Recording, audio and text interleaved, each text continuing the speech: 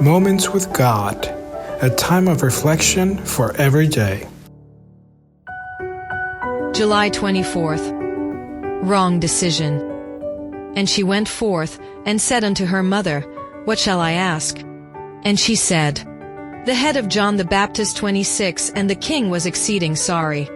Yet for his oath's sake, and for their sakes which sat with him, he would not reject her. Mark 6:24-26. Is it right to go back on a promise? Some say that if we've promised something, whether for good or evil, we shouldn't fail to keep it. In the story of Herod Antipas, we find a promise that didn't turn out well, one that even the king himself didn't want to keep, because he considered it evil. Yet the determining factor was the honoring of the king's word, and the evil act was carried out when young Salome, innocent of her mother's evil desires, came to her for advice on what she should ask the king for as a gift. Herodias wasted no time expressing what she had been planning for quite some time. She asked for the head of John the Baptist. Salome refused such a request, but Herodias' resolve prevailed. The young woman returned to the king to make this horrible demand. I want the head of John the Baptist right now on a platter. This request astonished the king and his guests. The music stopped, the joy dissipated, and the king's face paled with horror. How could he kill John, who was a servant of God? How could he silence the voice of a man who preached righteousness, who warned against sin, and who himself knew he was a prophet?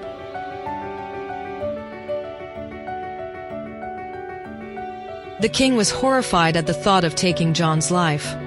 However, he had given his word and did not want to appear fickle or reckless.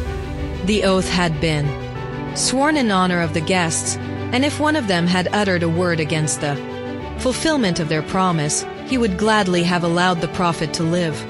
But although disgusted by the young woman's request, they were too stunned to intervene with a protest. Their heads were dizzy from the frivolous scene of music and dance, and their consciences were asleep. With their silence, they pronounced the death sentence on God's prophet. Don't think the guests weren't also guilty. They could have said something, but they didn't. The final decision was the king's. He could have said no, or anything but that. However, he loved his honor and believed he would be dishonored if he didn't keep his promise. So he proceeded to kill the prophet. Do you believe there are promises you should renege on? Or do you believe honoring your word comes first?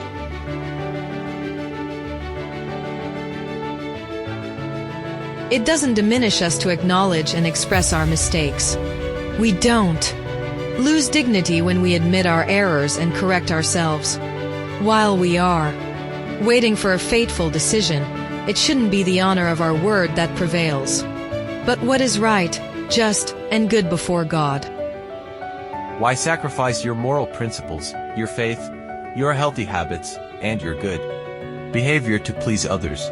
Do you think your work, academic, and social commitments are more important than your faith in God and your communion with heaven? They will always be wrong decisions when your faith is set aside and you turn away from God, even if it brings you material success, worldly honor, or the affection of a partner. Amen.